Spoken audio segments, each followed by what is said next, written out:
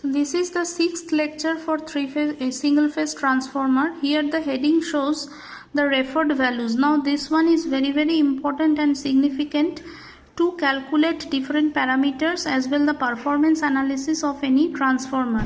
So what is actually referred values? Here it is saying that in order to simplify calculations, it is theoretically possible to refer the or transfer the voltage, current and other impedance parameters of one winding to the other and combine them into single values for each quantity.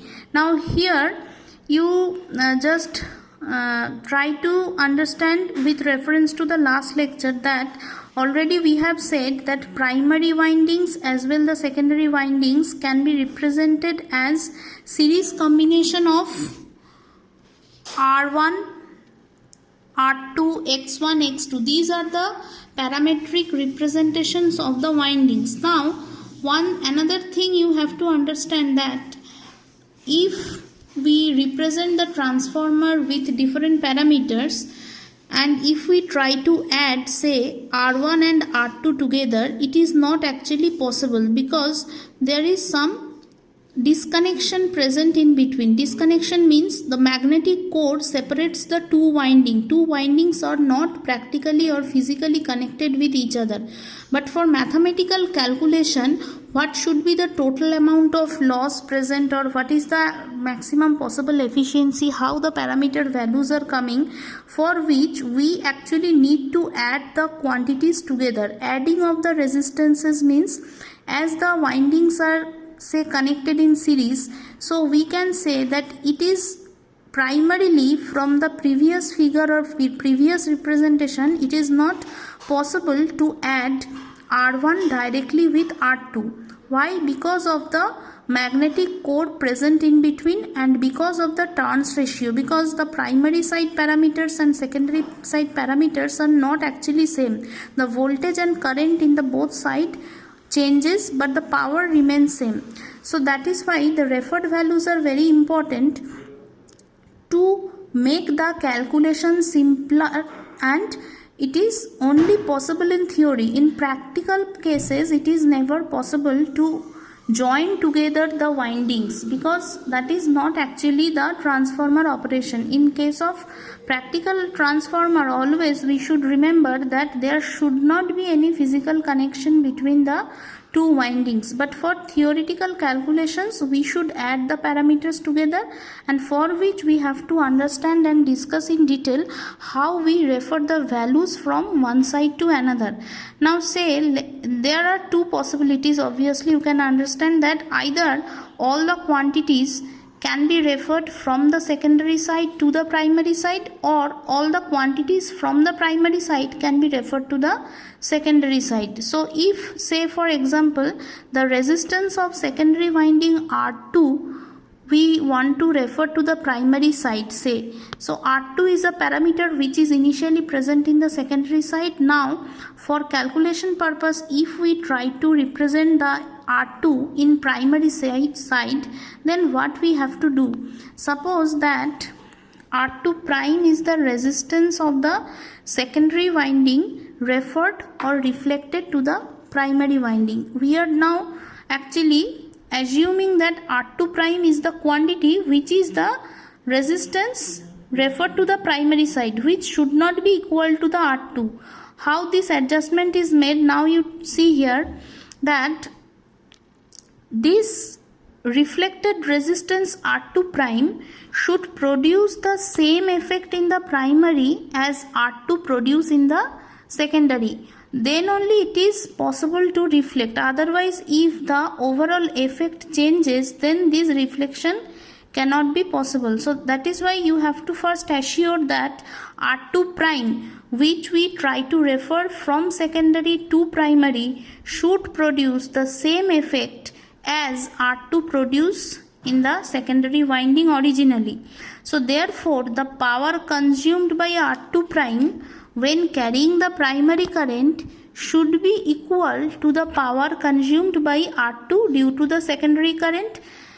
That means we refer R2 in the primary side with the notation R2 prime So R2 prime, when is carrying the primary current I1, the same power consumption it should produce as R2 produced by the secondary current I2. So here is some printing mistake. You can see I2 prime square it is showing here. It should be I1 square R2 prime. In the notes that has been provided to you, there it is mentioned clearly. Here you see I1 square R2 prime should be equals to I2 square R2. What is this? I1 square R2 prime is the power consumption for R2 prime carrying the primary current, and I2 square R2 is the power consumption due to R2 when carrying the secondary current. When these two can be said same, then only this reference is possible. So now we are representing R2 prime in terms of the R2. It is coming as I2 by I1 square into R2. It should be I1. This mistake you please rectify. It should be I2 by I1 square into R2. Now we already have discussed what is I2 by I1. I2 by I1 is nothing but the turns ratio itself, which is denoted as notation small a. So here we can now say that R2 prime should be equals to a square into R2. That means the resistance originally present in the secondary should be equal to the resistance in the primary into the turns ratio square. So that is the method of reference of the resistive quantity from secondary side to primary side. Now what about for reactance? Same way, we are first assuming some notation. Say X2 prime be the reactance of secondary winding reflected to the primary side. Now how we make the reference? For X2 prime to produce the same effect in primary side as X2 in the secondary side, each must absorb same reactive volt amperes. That means as reactive components are not actually consuming any power in watt, we should here concentrate on the volt ampere power. So this is actually the reactive volt ampere or reactive power, you can say, whose unit is volt ampere reactive or var. So var consumption or reactive volt ampere because of X2 due to current I2 should be same as reactive volt ampere because of X2 prime due to primary current I1. So here the basic equation of VAR calculation is VI sin phi. Now this V is represented as I into Z. Finally it is coming as I square into X. Now here we are doing the same thing as resistance. Now I square into X means here I1 square X2 prime should be equals to I2 square X2, and finally we see in the same way as resistance that X2 prime is coming as equals to A square into X2. So that means again the secondary side reactance referred to primary means it should be multiplied with turns ratio square.